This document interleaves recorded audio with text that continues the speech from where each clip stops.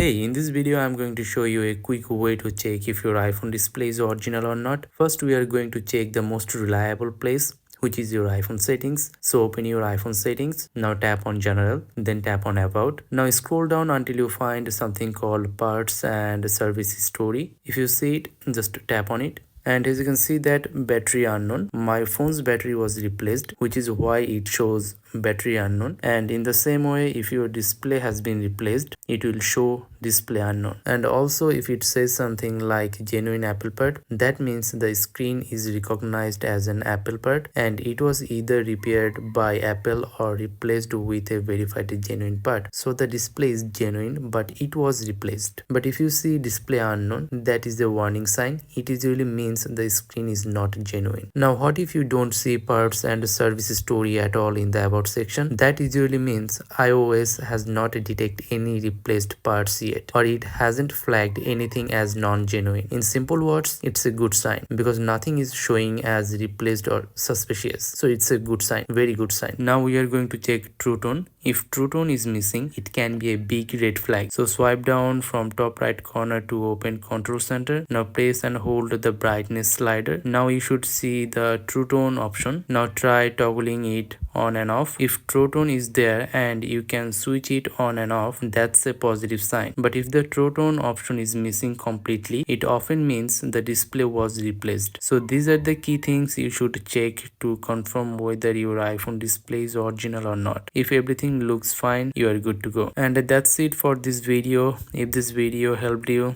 leave a like and subscribe for more easy iPhone tips and tricks. And thanks for watching.